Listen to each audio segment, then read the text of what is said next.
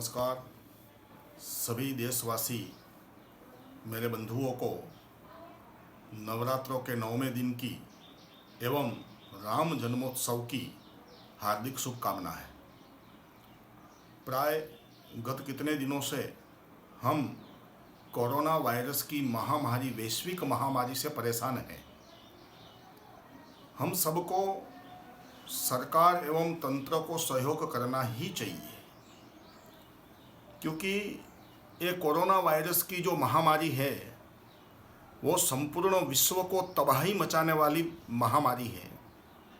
मैं तो मानता हूँ ये स्पष्ट रूप से एक बहुत बड़ा युद्ध है।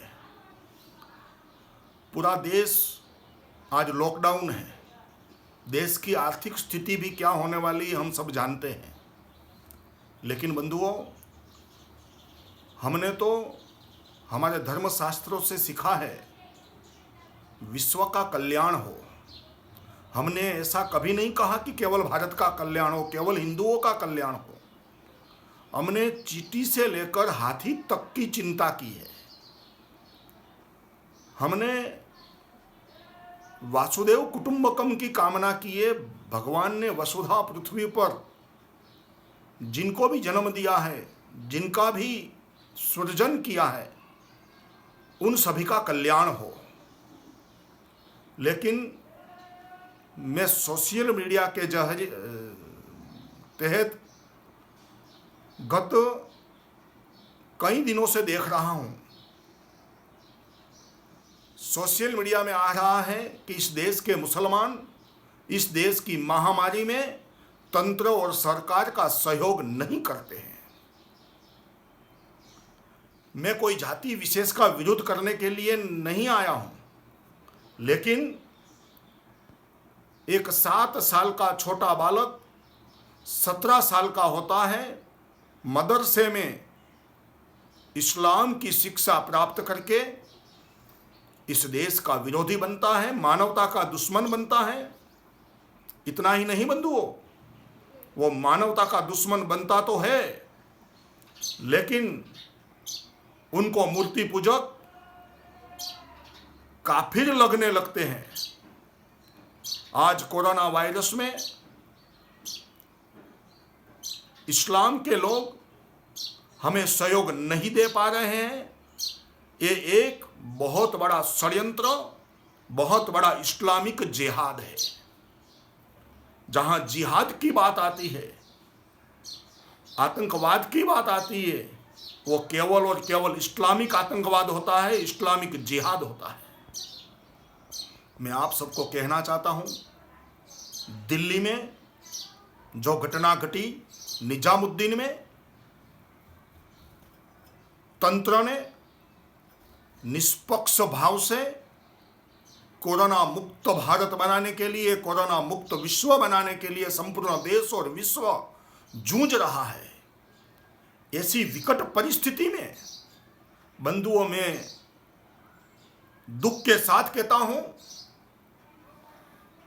जैसे मदरसे में से अभ्यास किया हुआ एक निर्दोष बालक सुसाइड बॉम्ब बनकर निकलता है, यही पद्धति से इस्लाम के लोग संपूर्ण देश में कोरोना के जरिए इस देश की तबाही करना चाहते हैं। ये देश हमारा है, हम इस देश के पुत्र हैं। ऐसा मानने के लिए तैयार नहीं है, देश को अपना मानने के लिए कभी तैयार होने वाले भी नहीं हैं। क्योंकि ये देश को अपनी माता मानकर पुत्रवत सेवा करने वाला एक ही समुदाय है, और इस देश का राष्ट्रीय समुदाय, उसका नाम है हिंदू समाज। हमें मुसलमानों से कोई विरोध नहीं है। अगर कोई ब्रिगेडियर अब्दुल हमीद बनेगा तो हम आज भी गले लगाने को तैयार हैं। कोई रसखान बनकर वृंदावन की गलियों में अपने को गोपी मानकर भगवान कृष्ण के गीत गुनगुनाएगा तो आज भी उसको हम नमन करने को तैयार है। लेकिन आप तो जिहाद के रास्ते पर चले, और विश्व जिस बात से परेशान है, कोरोना जैसे वायरस की महामारी से परेशान है। ऐसी विकट स्थिति में हमें सभी बातों से ऊपर उठकर मानवता का संदेशा देकर संपूर्ण विश्व को ये महामारी से मुक्त कैसे किया जाए, इस दिशा में सोचना चाहिए। मैं दिल्ली के प्रशासन और केंद्र सरकार को भी कहना चाहता हूं, जिस मौलवी ने कहा कि हम संपूर्ण देश को कोरोना से मुक्त नहीं होने देंगे, संपूर्ण देश में कोरोना वायरस को फैलाकर ही रहेंगे, इस देश की तबाही कर रहेंगे। दिल्ली में 144 धारा लगी थी और इसी निजामुद्दीन में ऐसे मुल्ला मौलवी और ऐसे इस्लाम कट्टरपंथियों के आधार पर बहुत बड़ी संख्या में गैदरिंग हुआ और वहां कोरोना के कारण कई लोगों की मौत भी हो गई। मैं तंत्र से कहना चाहता हूं, भारत के संविधान के मुताबिक वहां 144 लगी थी। इन मौलवी पर मैं स्पष्ट मानता हूं 304 लगा करके जेल के सलाखों के पीछे धकेल दिया जाए और जो देश को अपना नहीं मानते हैं उनके सीने पर सीधी गोली मार दी जाए, क्योंकि हमने तो कामना की हम दिन चार रहे ना रहे, मां तेरा वैभव अमर रहे। मैं मुसलमानों को फिर भी अपील करता हूं कि आप ऐसे मुल्ला मौलवियों के बातों में आकर गुमराह न हो। इस देश में ही आप रहते हो, इस देश में ही आपका जीवन गुजारिश हो रहा है, ये देश का ही अन्न जल पानी आप ग्रहण करते हो। आप इस देश को अपना मानकर ये वैश्विक महामारी से संपूर्ण विश्व को कैसे मुक्त किया जाए, इस दिशा में सोचें।